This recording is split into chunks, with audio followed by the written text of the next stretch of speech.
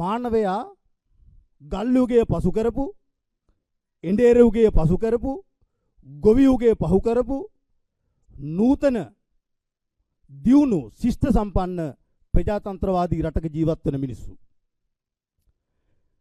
එවන් දියුණු ශිෂ්ට සම්පන්න සමාජයකට නැවත වතාවක් ගල් යුගයට එහෙම නැත්නම් එඬේර යුගයට ගෝත්‍රික යුගයකට අපේ සමාජය කැන්දන්න දෙනවද, දක්කන්න දෙනවද, ඒ සඳහා අපි සටන් කරනවද කියන එක අපි සමස්ත ජාතියක් විදියට කල්පනා කළ යුතු මොහොතක තමයි ඔබ අපත් පසුවෙමින් ඉන්නේ.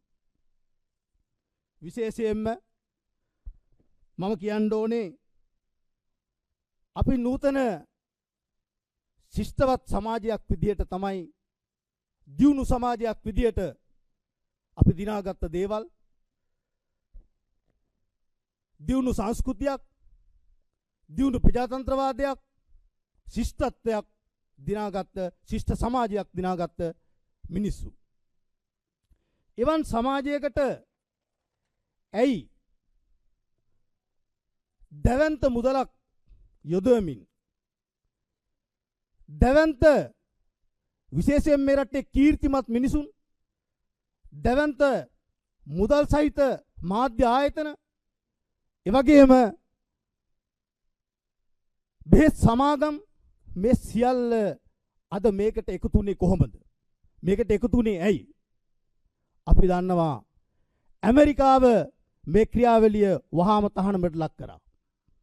හැබැයි අපේ රටේ පාලකීන්ට කොන්දක් නැහැ මේක පිළිබඳ තමන්ගේ ඍජු මතය කියන්න. අද US ටේඩ් එකේ සල්ලි වලට, ඒ වගේම රාජ්‍ය නොවන සංවිධානවල ඩොලර් වලට ඩොලර් ඉස්සරහ දන ගහපු විශේෂයෙන්ම අපි දන්නවා මේ රටේ අග්‍රාමාත්‍යවරිය. ඒක අපි කියන්න ඕනේ. ඒක අපි හංගන්න හොඳ නැහැ. අග්‍රාමාත්‍යවරිය මම හිතන්නේ වර පිළිගත්තා. එයා මේ ක්‍රියාවලියට කැමතියි කියන එක. ඉතින් ඒක නිසා විශේෂයෙන්ම අපි කියන්නේ, අපි මීට අවස්ථාවලත් අපි දැනුවත් කළා. අපි කියන්නේ අපේ මේ සංස්කෘතිය ඝාතනය කරන, අපේ ශිෂ්ටත්වය වනසන, අපේ සભ્યත්වය වනසන, විශේෂයෙන්ම අපි දන්නවා ලිංගික ක්‍රියාවලියක් කියලා කියන්නේ પરම්පරාවක් ඉස්සරහට යන, කාන්තාවක් සහ පිරිමියෙක් අතර සිදුවෙන ලිංගික සංසර්ගයක් ඇතුලේ තමයි වර්ගය බෝ වෙන්නේ. එතකොට මේ LGBTQ කියන මේ ක්‍රියාවලිය ඇතුලේ කාන්තාවන් දෙදෙනෙක් ලිංගික ක්‍රියාකාරමක් කිරීම ඇතුලේ ලැබෙන දේ කුමක්ද? පිරිමි දෙදෙනෙක් අතරේ සිදුවෙන ලිංගික ක්‍රියාකාරකම් ඇති වෙන දේ කුමක්ද? විශේෂයෙන්ම අපි දන්නවා අද ඖෂධ මාෆියාව, අපි දන්නවා දෙන්නෙක් අතරේ ලිංගික ක්‍රියාවලියක් පිරිමින් දෙදෙනෙක් අතරේ නම් කාන්තාවකගේ කාර්යභාරය එක්කෙනෙකුට කරන්න සිද්ධ වෙනවා. එහෙමනම් එක පිරිමියෙකුට සිද්ධ වෙනවා තමන්ගේ ලිංගිකේන්ද්‍රය ඉවත් කරන්න සත්කමකින්.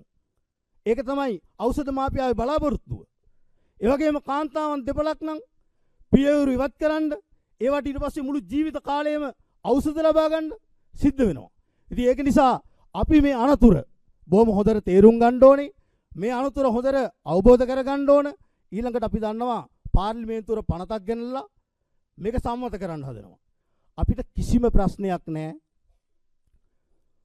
අග්‍රාමාත්‍යතුමියට හෝ මේ ලංකාවේ ජීවත් වෙන ඕනම කෙනෙකුට තමන්ගේ ලිංගික රුචිකත්වය, ඒ ලිංගික කැමැත්ත තමන් පාවිච්චි කරාට අපට කිසිම ප්‍රශ්නයක් නැහැ. හැබැයි දැන් මේගොල්ලෝ මෙච්චර කල් කරගෙන ආපු දේ දැන් පාර්ලිමේන්තුවේ පනතක් ගෙනල්ලා නීතිගත කරලම කරන්න තියෙන දොළදුක මොකක්ද කියලා අපි මේ ආණ්ඩුවෙන් අහන්න ඕන. ඒක නිසා මව්වරුන්ගේ පෙරමුණ හැටියට අපි දන්නවා එදා මේ පනත ගෙනල්ලා සම්මත කරන්න හදපු වෙලාවේ මව්වරුන්ගේ පෙරමුණට පුළුවන් වුණා මේ රටේ මහා සංඝරත්නය දැනුවත් කරලා ඒක පරාජයටපත් කරන්න. ඒක මේ ඔබ විතරක් නෙවෙයි මේ ජාතියම ලැබපු ජයග්‍රහණයක් කියලා මම ඔබට අපේ ගෞරවය මේ අවස්ථාවේ පුද කරන්න කැමතියි. ඒ වගේම මම හිතන්නේ අපේ මනෝවිද්‍යා උපදේශකතුමත් ඉස්සෙල්ලා කිව්වා වික්‍රමසිංහ මහත්තයාගේ ආණ්ඩුවෙත් මේක දොළවත්ත මහත්තයා හරහා සමලිංග පනත ගෙනාවා. ගෙනාව මේකට මං හිතන්නේ අති බහුතරයක් කැමැත්ත ප්‍රකාශ කළා. හැබැයි ඒක මං හිතන්නේ ශ්‍රේෂ්ඨාධිකරණයේ අභියෝගයට ලක් කරන්න පුළුවන්කම ලැබුණා. ඒ වගේම අපි මම මේ වෙලාවට මතක් කරන්න ඕන අපි දන්නවා අපේ සමාජය ශිෂ්ට සම්පන්න වෙලා සීලාචාර වෙලා තියෙන එක පැත්තකින් අපිට තියෙන ආගමික ශික්ෂණය නිසා අනිත් පැත්තෙන් නීතිය නිසා. දැන් එතකොට මේ නීතිය අයින් කරොත් මේ නීතිය අහෝසි කරොත් කුමන තත්ත්වයකට අපේ සමාජය ගමන් කරයිද? දැන් මම දන්නවා මම ගොඩාක් දුරට එන්නේ බස් එකේ. පිටකොට්ටිය බහලා අපි වගේ මිනිහෙකුට යන්න බෑ පාරේ. කොල්ලෝ කතා කරන අයියන් කියලා. මුල මුල මම දැනගෙන හිටියේ කතා කරන්නේ මොකටද කියලා. පස්සේ තමයි දැනගත්තේ කතා කරන්නේ මොකටද කියලා. අද කාන්තාව විතරක් නෙමෙයි මේ රටේ පිරිමියත් අනාරක්ෂිතයි මේ ලිංගික හිංසනය ඇතුලේ.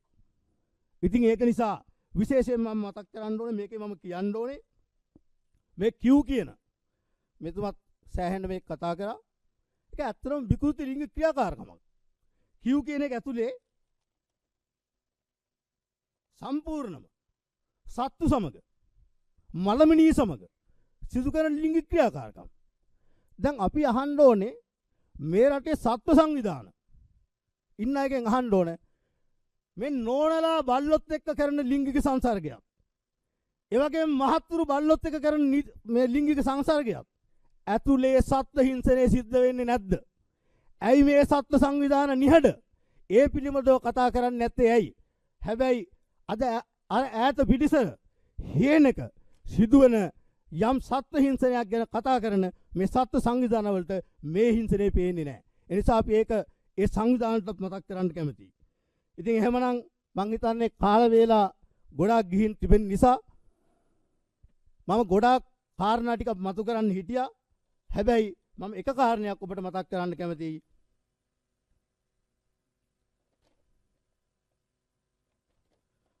මේ තැනත්නම් අතර දැඩි අශිෂ්ට ක්‍රියා දණ්ඩනීති සංග්‍රහයේ 365 ආ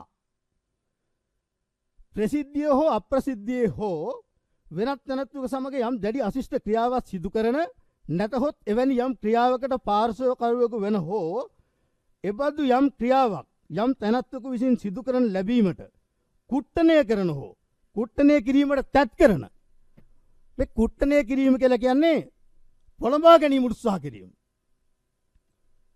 කවර හෝ තැනැත්තෙකු මෙම වරදට වරදකරුවෙකු වේ. දඬුවම දණ්ඩනීති සංග්‍රහයේ 365 ආ අවුරුදු 2ක් දක්වා කාලයකට දෙආකාරයක් එක් ආකාරයකට බන්ධනාගත කිරීමකින් හෝ දඩයකින් දඬුවම් ලැබිය යුතුය. ඊළඟට මෙම වරද අවුරුදු 18ට අඩු තැනැත්තෙකු විසින් අවුරුදු 16ට අඩු තැනැත්තෙකු සම්බන්ධයෙන් සිදු කරන ලැබූ විට අවුරුදු 10කට නොඅඩු වූද අවුරුදු 20ක් නොඉක්මවන්නා වූද කාලයකට බරපතල වැඩ ඇතිව බන්ධනාගත කිරීමකින් හා දඩයකින් දඩුවම් කරනු ලැබිය යුතුය. එතකොට දැන් මේ පනත ඉවත් කරන්න හදන හේතුව ඉවත් කරොත් කුමන තත්ත්වයක් නිර්මාණය වෙයිද? දඬුවම තිබිලත් මේක මේ වෙන අශිෂ්ට ක්‍රියාව මේ පනත අයින් කරොත් කුමන තත්ත්වයකට මේ රටේ මේ ක්‍රියාකාරකයන් යයිද? ඒ නිසා අපි විශේෂයෙන්ම කියන්න ඕනේ අපිට කිසිම ප්‍රශ්නයක් නැහැ. අපි නැවත වතාවක් කියනවා අග්‍රාමාත්‍යතුමියද ජනාධිපතිතුමාද ඕනෑම කෙනෙක් මේ කටයුත්ත Tamanට ඕන විදියට Tamanට ඕන තැනක දොරක් වහගෙන කරගත්තට අපිට කිසි ප්‍රශ්නයක් නැහැ. හැබැයි මේකේ ඉලක්කය අපේ පාසල් දරුවෝ මෙතුමාලා මතක් කරා වගේ අද අයිස් ගහන සම්පූර්ණ මැදිහත් වෙලා මේ පාසල තමයි ඉලක්කය බවට පත් වෙලා තියෙන්නේ. එතකොට හැබැයි අද මේ පාර්ලිමේන්තුවේ කිසිම කෙනෙක් තමන්ගේ ජාතික වගකීම සමාජ වගකීම කතා කරන්නේ නැහැ පාර්ලිමේන්තුවේ කිසිම කෙනෙක් හරියට.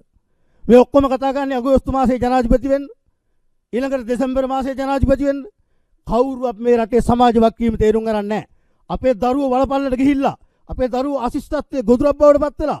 ඒ නිසා අපි කියනවා මව්වරුන්ගේ පෙරමුණට මේ රටේ මව්වරුන් 50 ලක්ෂයක් නම් පියවරුන් 50 ලක්ෂයක් ඉන්නවා. ඒ පියවරු 50 ලක්ෂයක් මේ යෝධ සටනට එකතු කරගන්න වැඩපිළිවෙල අපි නිර්මාණය කරමු.